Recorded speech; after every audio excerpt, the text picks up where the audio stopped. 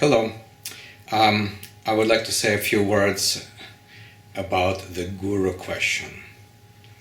As you can imagine, I get asked that quite a bit.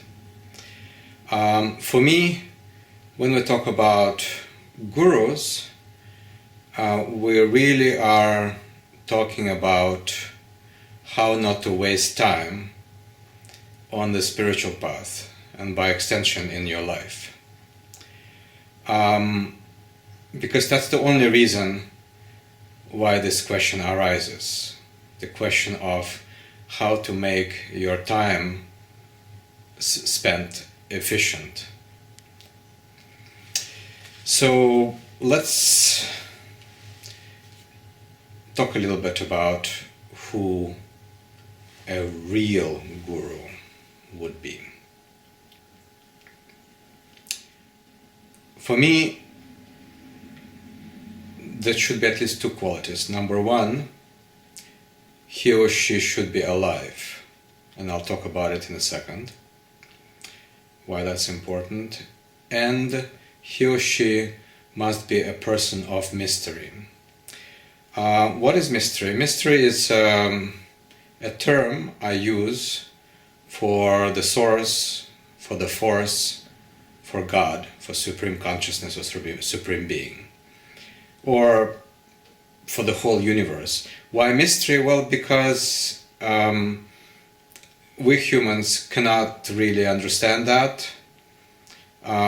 We can aspire to have some feeling, understanding, reach for that mystery, but it will always remain mystery to the human mind. So a person of mystery is someone who, for some reason, maybe grace,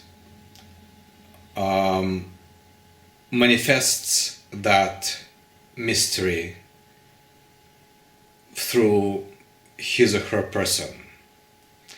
What I've seen in my experience and read in quite a few books is that usually a true person of mystery will not be aware that they are a person of mystery.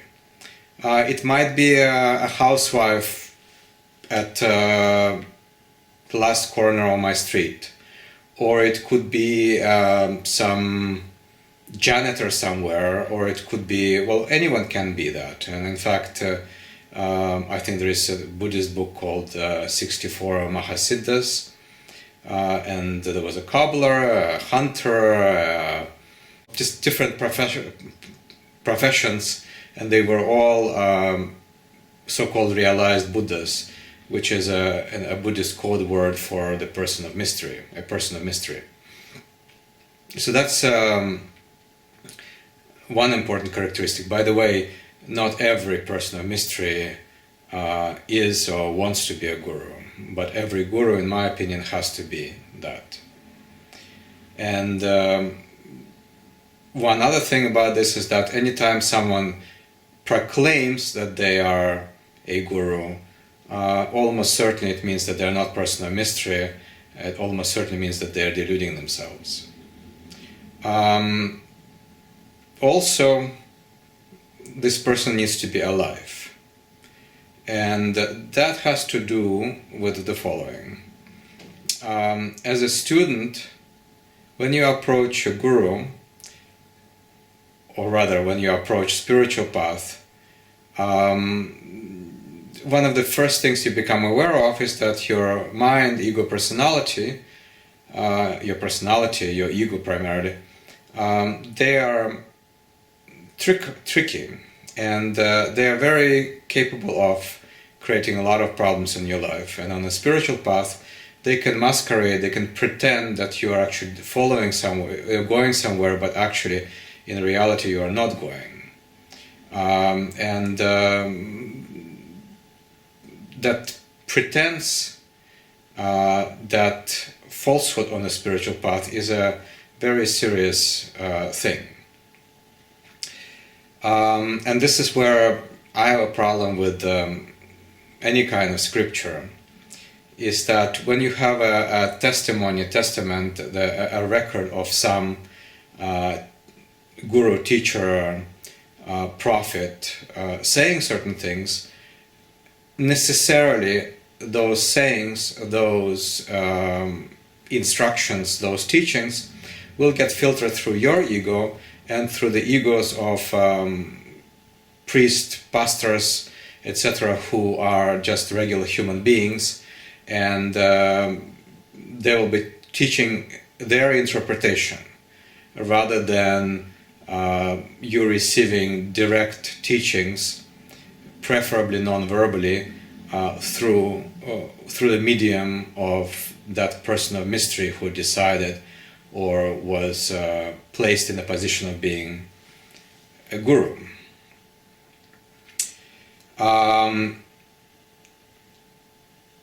That's pretty much about the issue of being alive and person of mystery. So, a couple more questions, a couple more issues that I would like to cover in this video. One is so-called abusive gurus. This is like a really big deal. So several things are here. First of all, by definition, a guru who abuses is not a guru, because by definition, person of mystery is part of the fabric of this universe, is a messenger of God, so to speak, a conduit of that energy. They, at the very least, should know the difference between harming and non-harming, and at best should be in tune so much that they could not possibly harm. However, if you as a student come not ready, wanting a parent, or wanting a psychologist, or wanting someone who would love you in an ordinary way, then you expose yourself to those people who will manipulate you.